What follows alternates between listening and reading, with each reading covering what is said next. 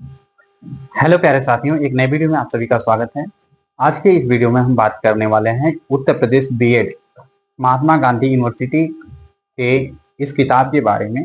ये किताब है लिंग विद्यालय एवं समाज, जेंडर स्कूल एंड सोसाइटी। इसके हम लोग दूसरे यूनिट के ऊपर चर्चा करने वाले हैं।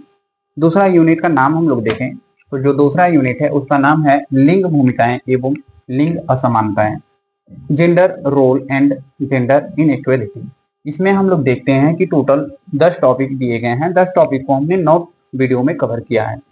इसमें से ये जो लिंग के संदर्भ में शिक्षा के अभिकरण हैं इसको अलग अलग दे दिया गया है, जबकि इसी के भाग हैं परिवार, समुदाय, विद्यालय और मीडिया। इस सबको हमने अलग अलग वीडियो में कवर किया है। फिर उसके बाद में आज जो हम लोग कवर करने वाले हैं इस वीडियो में वह है महिला सशक्तिकरण। महिला सशक्तिकरण ये वीडियो इस यूनिट का पार्ट नंबर 9 होने वाली है। इसमें हम लोग चर्चा करेंगे सशक्तिकरण। देखिए, बिना देर के वीडियो को स्टार्ट करते हैं। इसमें देखते हैं महिला सशक्तिकरण, ये यूनिट 2 का पार्ट 9 है। वीडियो का पार्ट 9 है महिला सशक्तिकरण, वुमेन एम्पावरमेंट। इसमें हम लोग जो टॉपिक कवर करेंगे उन टॉपिकों को देखते हैं। एक बार शक्तिकरण का अर्थ एवं परिभाषा देखेंगे। दूसरा महिला सशक्तिकरण का अर्थ देखेंगे। पहले सशक्तिकरण का अर्थ देखेंगे, उसके बाद महिला सशक्तिकरण का अर्थ देखेंगे। फिर उसके बाद महिला सशक्तिकरण की विशेषता क्या है, महिला सशक्तिकरण की आवश्यकता एवं महत्व को देखा जाएगा। महिला सशक्तिकरण के लिए सुझाव क्या है और महिला सशक्तिकरण के लाभ कौन कौन से हैं, महिला सशक्तिकरण में शिक्षा की भूमिका क्या है, इतनी चीजों को हम लोग इस वीडियो में कवर करेंगे।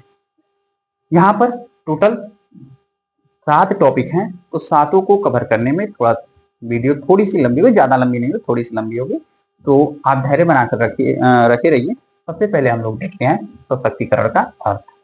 देखिए, ध्यान दीजिए, सशक्तिकरण का अर्थ एवं परिभाषा। सशक्तिकरण का अर्थ क्या होता है, किसी व्यक्ति या समूह को शक्ति यानी कि पावर प्रदान करना, जिससे वे अपने जीवन के निर्णय स्वयं ले सके, अपनी आवाज उठा सके और अपने अधिकारों का प्रयोग कर सके।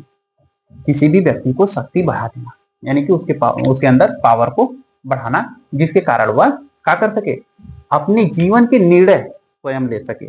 दूसरा, अपनी आवाज कहीं उठा सके, उसके साथ में गलत व्यवहार हो रहा है तो वो अपनी आवाजों को बुलंद कर सके और अपने अधिकारों का प्रयोग कर सके। इतनी चीजों को रखा जाता है किसमें, सशक्तिकरण के अर्थ में।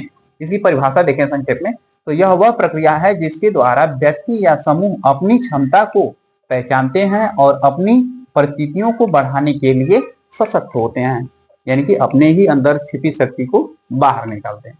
ठीक, ये इसकी डिफिनेशन हो गई।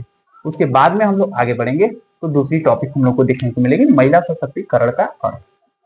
हम लोगों ने सशक्तिकरण का अर्थ देखा कि किसी भी व्यक्ति की क्षमता बढ़ना जो कि अपने खुद आवाज को उठा सके, अपनी क्षमता को बढ़ा सके, अपने कार्यों को कर सके, अपने निर्णय को ले सके। ठीक है, अब महिला सशक्तिकरण में हम लोग देखते हैं महिलाओं को वे अधिकार, अवसर और आत्मविश्वास प्रदान करना जिससे वे अपने जीवन के सभी पहलुओं यानी व्यक्तिगत, सामाजिक, आर्थिक, राजनीतिक में स्वतंत्र रूप से निर्णय ले सके, नियंत्रण रख सके और परिवर्तन ला सके।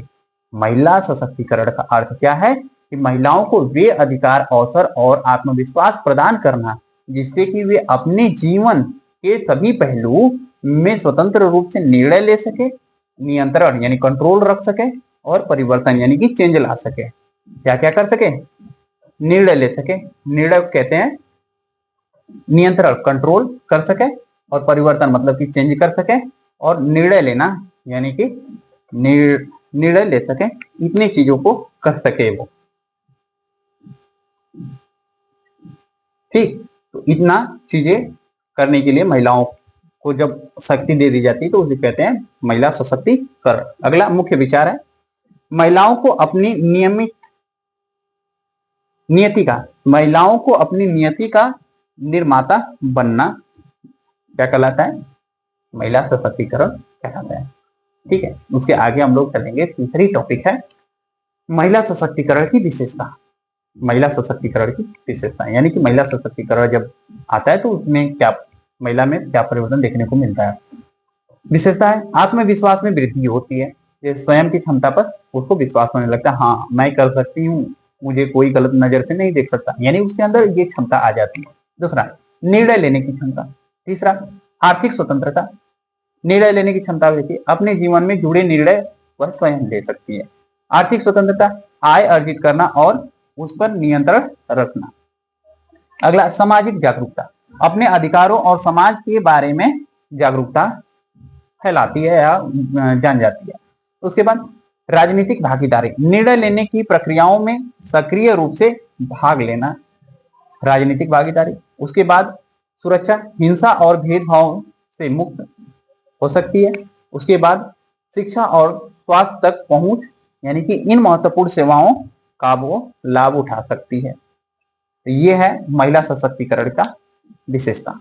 क्लियर होगा, अच्छे से समझ में आया होगा। उसके बाद हम लोग आगे बढ़ेंगे। आगे हम लोगों को चौथी टॉपिक देखने को मिलती है, महिला सशक्तिकरण के लिए सुझाव। हम लोगों ने विशेषता देख लिया। अच्छा, सबसे पहले हम लोगों ने देखा महिला सशक्तिकरण की विशेषता। महिला सशक्तिकरण विशेषता के बाद चौथा टॉपिक है महिला सशक्तिकरण की आवश्यकता एवं महत्व। क्यों आवश्यकता है? तो मानवाधिकार के लिए आवश्यक है। प्रत्येक महिला को गरिमापूर्ण जीवन जीने और अपने अधिकारों का प्रयोग करने का अधिकार है। दूसरा, सामाजिक न्याय के लिए आवश्यक है। समाज में पुरुषों और महिलाओं के बीच समानता स्थापित करने के लिए आवश्यक है। अगला, आर्थिक विकास, जब महिलाएं आर्थिक रूप से सशक्त होती हैं तो परिवार, समुदाय और राष्ट्र की अर्थव्यवस्था मजबूत होती है। अगला, जनसंख्या नियंत्रण, शिक्षा और सशक्त महिलाएं परिवार नियोजन को बेहतर ढंग से अपनाती हैं। अगला, कुपोषण और बाल मृत्यु दर में कमी, सशक्त महिलाएं अपने और अपने बच्चों के स्वास्थ्य का बेहतर ध्यान रखती हैं। अगला, बेहतर शासन, राजनीति और निर्णय लेने में महिलाओं की भागीदारी से अधिक समावेशी और प्रभावी नीतियां बनती है। अगला, हिंसा में कमी, सशक्त महिलाएं शोषण और हिंसा के खिलाफ आवाज उठाने में सक्षम होती हैं। अगला, समाज का समग्र विकास, जब महिलाएं अपनी पूरी क्षमता का उपयोग करती हैं तो पूरा समाज प्रगति करता है। इतनी चीजें हैं महिला के सशक्तिकरण की आवश्यकता एवं महत्व के लिए इंपॉर्टेंट। तो इसको आप याद रखेंगे, बहुत जरूरी है एग्जाम की दृष्टि से। इस पे क्वेश्चन बार बार आता है, हम क्वेश्चन को भी डिस्कस करेंगे कभी जब वीडियो खत्म हो जाएगी, मतलब कि जब हम लोग टॉपिक को खत्म कर लेंगे तो प्रीवियस ईयर क्वेश्चन को भी हम लोग डिस्कस करते जाएंगे। अगला टॉपिक है 5 नंबर, महिला सशक्तिकरण के लिए सुझाव। इसमें सुझाव क्या दे सकते हैं? पहला, शिक्षा तक समान पहुंच, यानी कि सभी लड़कियों के लिए प्राथमिक, माध्यमिक और उच्च शिक्षा सुलभ बनाया जाए, तब महिलाएं सशक्त हो सकती हैं। कौशल आधारित प्रशिक्षण और व्यावसायिक शिक्षा को बढ़ावा देना, तब महिलाएं सशक्त हो सकती हैं। आर्थिक अवसर, रोजगार के समान अवसर प्रदान करना और वेतन में समानता सुनिश्चित करना, महिला उद्यमियों को वित्तीय सहायता, प्रशिक्षण और बाजार तक पहुंच प्रदान करना। अगला, संपत्ति पर महिलाओं के अधिकार को सुनिश्चित करना। ये चीज आर्थिक अवसर देता है महिलाओं को सशक्तिकरण के लिए सुझाव, सशक्तिकरण यानी सशक्त बनाने के लिए सुझाव देता है। राजनीतिक भागीदारी में निर्णय लेने वाली संस्थाओं जैसे संसद, स्थानीय निकाय में महिलाओं के लिए आरक्षण या कोटा, राजनीति में कोटा होता है, आरक्षण मिलता है। महिलाओं को राजनीति प्रक्रिया में सक्रिय रूप से भाग लेने के लिए प्रोत्साहित करना, यानी करते हैं तो महिलाएं सशक्त होती हैं। इसमें हम लोग देख रहे हैं महिला सशक्तिकरण के लिए सुझाव क्या देंगे, तो शिक्षा, आर्थिक और राजनीतिक, 3 तरह से हम लोग देंगे। पहला शिक्षा, दूसरा आर्थिक, तीसरा राजनीतिक क्षेत्र में महिलाओं को सशक्त करने के लिए सुझाव दे सकते हैं। अगले टॉपिक की तरफ बढ़े तो अगली टॉपिक हो जाएगी स्वास्थ्य सेवाओं की तरफ। यदि स्वास्थ्य सेवाओं में हम लोग देते हैं तो महिलाओं को सशक्त बनाया जा सकता है। सुझाव ही है, स्वास्थ्य सेवाओं में प्रजनन स्वास्थ्य सहित गुणवत्तापूर्ण और सुलभ स्वास्थ्य सेवाओं तक पहुंच सुनिश्चित करना। अगला, स्वास्थ्य संबंध जागरूकता कार्यक्रम चलाना ताकि महिलाएं सशक्त हो सकें। अगला, कानूनी और नीतिगत सुधार किया जा सकता है, जैसे लैंगिक भेदभाव को रोकने वाले सशक्त कानूनों का निर्माण और कार्यान्वयन किया जाए, महिलाओं के खिलाफ हिंसा जैसे कि घरेलू हिंसा, उत्पीड़न को रोकने के लिए कड़े कानून बनाए जाएं।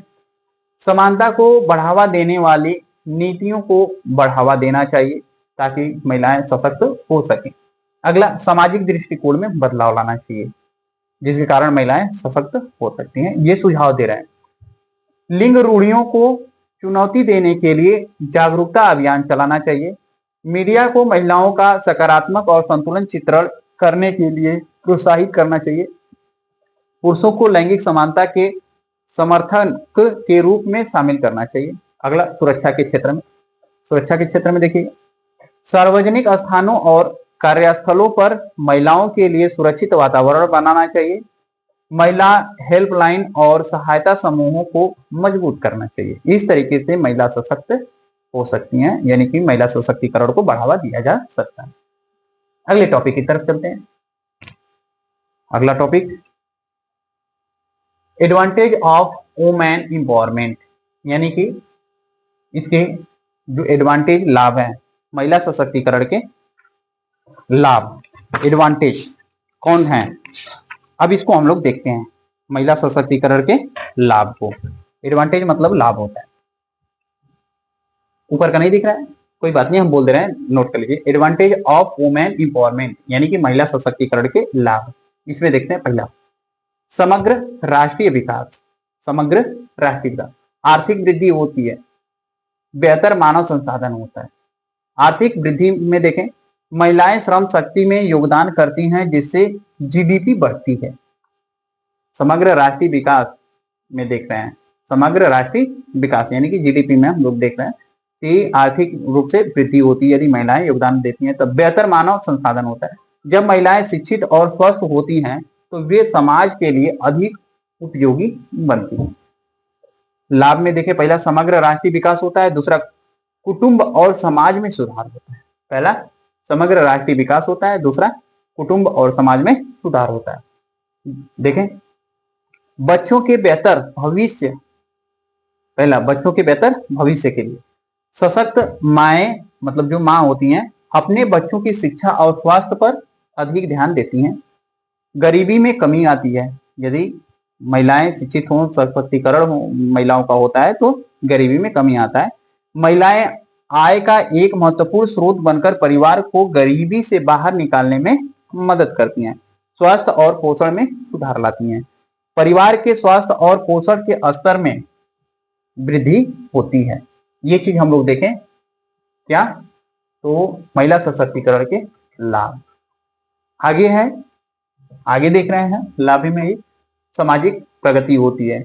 अगला, राजनीतिक स्थिरता और सुशासन होता है, यानी इस चीज को आप लिख सकते हैं, नहीं भी लिखेंगे इतना भी दे देंगे कि सामाजिक प्रगति होती है, राजनीतिक स्थिरता और सुशासन होता है, तो भी आपके लिए बेहतर है। और इसको लिख देते हैं और बेहतर हो जाएगा। लिंग समानता, समाज में पुरुषों और महिलाओं के बीच अधिक समानता आती है। हिंसा में कमी, सशक्त महिलाएं शोषण के खिलाफ खड़ी होती हैं। जागरूक में वृद्धि, महिलाएं अपने अधिकारों के प्रति अधिक जागरूक होती हैं और दूसरों को भी जागरूक करती हैं। अगला, राजनीति स्थिरता और सुशासन, बेहतर निर्णय लेने में महिलाओं की भागीदारी से नीतियां अधिक समावेशी और प्रभावी बनती हैं। भ्रष्टाचार में कमी आती है, कुछ अध्ययनों से पता चला है कि महिलाओं की भागीदारी से भ्रष्टाचार कम हो सकता है। ये चीज महिला सशक्तिकरण के लाभ हैं। उसके बाद हम लोग चलेंगे अगले टॉपिक की तरफ। तो अगला टॉपिक मिलेगा, महिला सशक्तिकरण में शिक्षा की क्या भूमिका है। महिला सशक्तिकरण में शिक्षा की क्या भूमिका है, तो देखिए, पहला जागरूकता बढ़ाना, दूसरा आत्मविश्वास निर्माण, तीसरा आर्थिक स्वतंत्रता, चौथा स्वास्थ्य और कल्याण, पांचवा सामाजिक परिवर्तन, छठा राजनीतिक भागीदारी और आठवां कौशल विकास। इतने सब शिक्षा की भूमिका है महिला सशक्तिकरण में। पहला देखते हैं, आत्मविश्वास निर्माण कैसे होता है। शिक्षा महिलाओं में आत्मविश्वास पैदा करती है जिससे वे अपने निर्णय स्वयं ले पाती हैं। दूसरा, आर्थिक स्वतंत्रता कैसे होती है। शिक्षा के द्वारा शिक्षित महिलाएं बेहतर रोजगार प्राप्त कर सकती हैं जिससे वे आर्थिक रूप से आत्मनिर्भर बन सकती हैं। ठीक, ये आर्थिक स्वतंत्रता। स्वास्थ्य और कल्याण, शिक्षा कैसे स्वास्थ्य और कल्याण बनाती है महिलाओं को। देखिए, शिक्षा उन्हें स्वास्थ्य, स्वच्छता और परिवार नियोजन के बारे में जानकारी देती है, जिससे उनके और उनके परिवार के स्वास्थ्य में सुधार होता है। अगला, सामाजिक परिवर्तन कैसे होता है? जब महिलाएं पढ़ लेंगी तो सामाजिक सुधार कैसे होगा, उसको देखिए। शिक्षित महिलाएं रूढ़ियों को चुनौती देती हैं और समाज में सकारात्मक बदलाव लाने में मदद करती हैं। अगला, राजनीतिक भागीदारी, यानी महिलाएं जब शिक्षित होंगी तो राजनीति में भाग लेंगी। शिक्षा महिलाओं को राजनीतिक प्रक्रियाओं में भाग लेने और अपने प्रतिनिधियों को चुनने के लिए सशक्त बनाती है। वो अच्छा नेता चुनेंगे तो अच्छा काम होगा।